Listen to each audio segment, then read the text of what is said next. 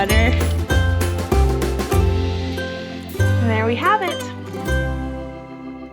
Hello and welcome back to Sage and Stone Homestead. My name is Heather. So we grew loofah for the first time in our garden this year, and our loofah got a little bit of a late start, so we unfortunately were not able to harvest any of them at their full maturity. The goal with loofah is to try to grow them out until they turn crispy and brown and they have dried out successfully on the vine. We recently had our first freeze, and so I had to harvest a whole bunch of green loofah off of the vine, so I've been researching like crazy how to process green loofah, and I've seen a lot of people on YouTube doing a lot of muscle work to get their green loofah to be a beautiful sponge, and those processes do work, but I don't think it has to be that difficult to get something really of great quality out of these green loofahs. So the goal for us is to get this loofah sheet here. This is always what I wanted, because my goal with these loofahs is to be able to fold them up like this, maybe cut them into thirds, and create some really nice sponges out of these. So the kind of loofah that I have pulled to the side and taken off of the trellis was nearly done. So this loofah started to yellow a little bit. The skin is very leathery, and you can kind of, there's almost this ripe pumpkin type feel. You can thump on it and hear that there's a hollowness. It's absolutely needing to dry out way more, but we're going to be peeling off the skin and taking out the seeds in order to assist in that process. So what I'm going to do first and foremost is squeeze this loofah. You're gonna hear some air escape. There might be a little bit of sap escaping. That's completely fine, completely normal. You can put this on the ground and step on it. Just be very careful because that sap is slippery. But what we're trying to achieve here is we're trying to break off this outside skin from the loofah underneath, from the sponge that's underneath. One of the videos that I watched, she said that it sounds a lot like someone cracking their knuckles. It really does. So once my loofah is sufficiently crunched, I'm going to cut off the ends. A serrated knife is really good for this. You can see as we've been squeezing, that outer skin has really started to separate from the sponge, and that's going to be very helpful in the removal of that outer skin. So sometimes it comes off a little easier than others.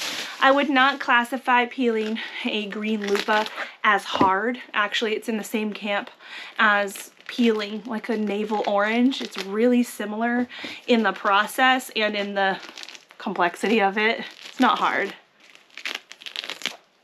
This is the inside of our loofah, and it's quite moist. It's got a lot of that sap in there, and this is the point where you'll see a lot of people spending a lot of effort to squeeze out the pulp that's in here along with the seeds. And if your goal is to get these beautiful round sponges that continue to keep the shape of the loofah as it grew, then that's the only way to do it. But for me, my goal is to get this loofah sheet so I can kind of fold it up and make it into like a square sponge. And so for me, I don't want to go through all that effort. It's not necessary when you're just trying to make a loofah sheet like that. So I'll show you how we deal with this. So it may be a little bit hard to tell, but the loofah on the inside has 3 main cavities with this core in the middle. And the core is what we're going to be removing, and we're going to flatten this out into a nice usable sheet. So this particular loofah lays really well on one of these openings, and that's good. I'm going to lay it just like this and take my serrated knife and cut down into this space without cutting through the sponge. All the way down the length of the loofah. As I'm cutting, I'm going to be opening this up and being careful and mindful to stop so I don't go through the whole thing. See? Did you see how that kind of popped open there? That's as far as we need to go. Okay, there we are, laid open very nicely. So we've gotten through one opening, and now we need to deal with these 2. And the way that I do this is a little bit different than what we just did. I'm going to put the serrated knife away and bring out these kitchen shears. The wall right here of the loofah, I want to maintain that. That's going to be part of my finished loofah sheet. So when I cut this segment out, what I'm going to do is follow along this line of loofah sponge right here so that I get as much sponge as possible. So on the back side here, this is the smaller end. I'm just going to be putting my shears in like this. Can you see it in there? And just cutting along the line here, the line between the sponge and the pulp.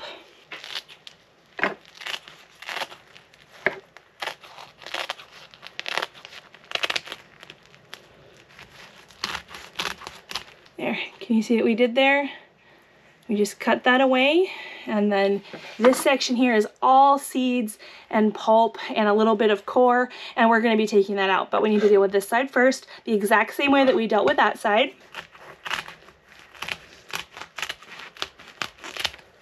Okay, like so. So now I have these two core sections here that I'm going to be cutting out as well with the shears. So you see this sheet of sponge. I want to maintain that and just cut out this core part.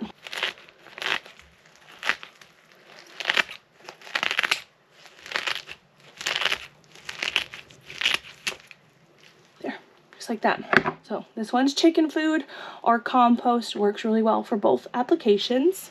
I think we cut out one of the core segments here, and we're going to be cutting out the other one.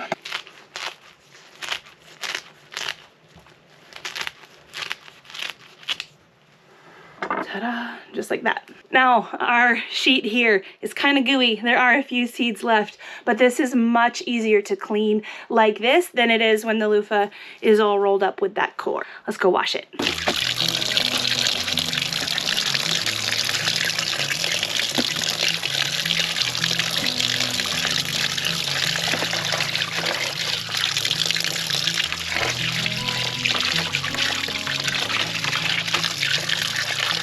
You can see how we've got some seeds here.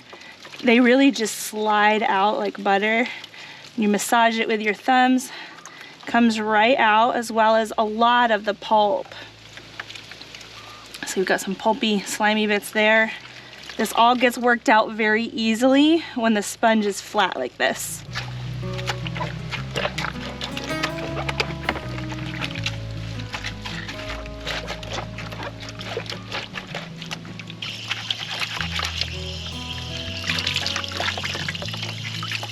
When I'm wringing these out, I want to kind of treat this delicately like you would wring out wool.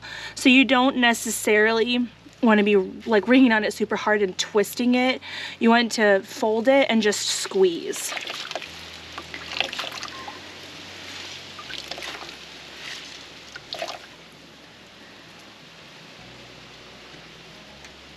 Here's a beautiful loofah that we just cleaned together, and it doesn't take very much time at all. It's been taking me about 10 minutes per loofah. It takes a little bit longer when you're filming things, but that's that. I'm just gonna lay it here. It's gonna take about 2 or 3 days before they're nice and dry and crispy like this, and this is when we can turn them into the sponge that we dreamed of all year. Alrighty, so it's been a couple days, and all of my loofah are now processed and dry. This is actually not all of them, believe it or not. I was just out in the garden and I noticed that quite a few of my loofah that I thought would be dead and gone throughout the freeze are actually looking good. And so we'll go out there in just a second, but I wanted to show you kind of the end goal that I have for my loofahs. It's a cool little sponge like this that really more resembles a common kitchen sponge. So I've got a crochet cotton backing on a doubled over section of loofah. I have noticed that with some of the loofah that maybe weren't as far along, the fibers are a lot less dense. There's a lot less to work with. And so for these may need more than one layer to be a substantial sponge. But I have this one here. This one is a really good example of a sponge that was probably farther along in the process, and so it got nice and thick. And this particular one, I'm thinking that I can cut it into 4 and get, you know, 1 layer of loofah on the back of my sponge here instead of doubling up, which is really cool. So I was out here looking at my garden in all of her deceased glory, and I noticed that a few of the loofah that I had pulled off before our freeze and just kind of threw down into the beds, some of those actually look pretty good. See these loofah here? These have gone through a freeze, but they look fine. Like nothing is wrong with them. Let's see this one here. This one's even starting to turn brown. And it's not like it's turning brown and rotting. It looks like it might actually be drying out. So I'm gonna leave that one as an experiment. And this one too, that's in the entryway here, it sees a good amount of sun, and I imagine that's gonna help it dry out. Turning brown at the top, but again, it's not brown and rotting. It looks like it's brown and drying, so we'll see.